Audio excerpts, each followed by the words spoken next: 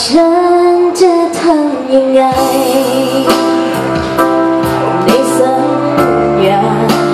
เคยตกลงไว้ด้วยกันหลอกลวงกันอยู่ฉันคิดว่าคงทำได้ไม่เสียใจหากว่าเราไม่เข้ากันยังคงกันอยู่แล้ววันผ่านไปหมดเลยหัวใจไม่รักเธอรักทั้งที่เธอรู้แล้วว่าฉันยังไม่ใช่ขอเป็นอย่างเดิมเธอทุกคำนั้นที่พูดไปได้ไหมยังเป็นเพื่อนกันเสมอ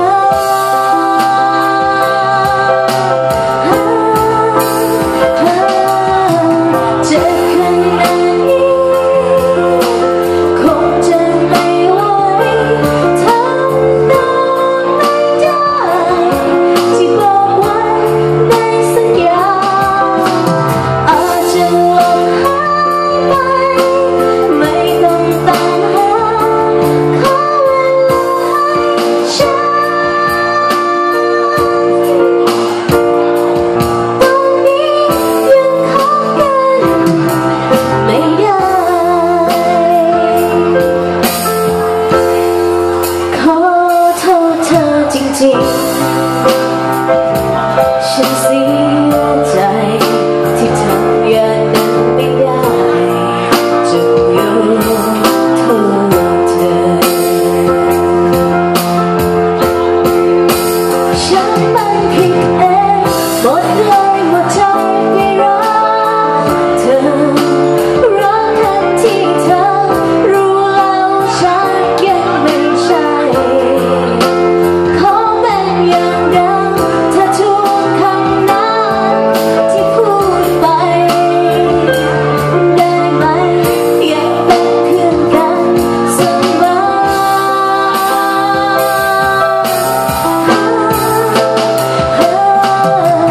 เจ็บขนาดนี้คงจะไม่ไหวทำนองไม่ได้ที่บอกไว้ในสัญญาอาจจะหลงหายไปไม่ต้องตามหาขอเวลาให้ฉันตอนนี้ยังคบกันไม่ได้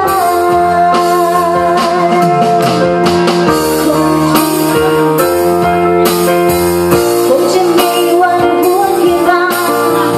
การเวลาคงช่วยบรรเทาความช้ำพยายามเป็นเหมือนคนเดิมพออะไรมันเริ่มจะดีจะกลับมาเจอกันเจ็บขนาดนี้คงจะไม่ไหวทำนองไม่ได้ที่บอกไว้ในสัญญาอาจจะหลงหายไปไม่ต้องตามหาขอเวลาให้ฉันตรงนี้ยังคบกันไม่ได้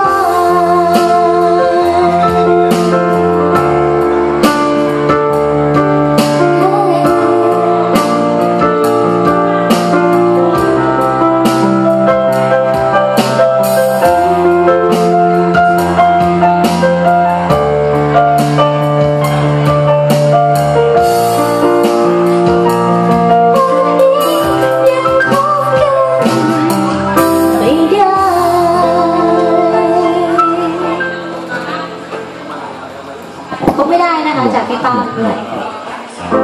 ลูกน้องจะมาเป็นระยะนะครับเข้ามา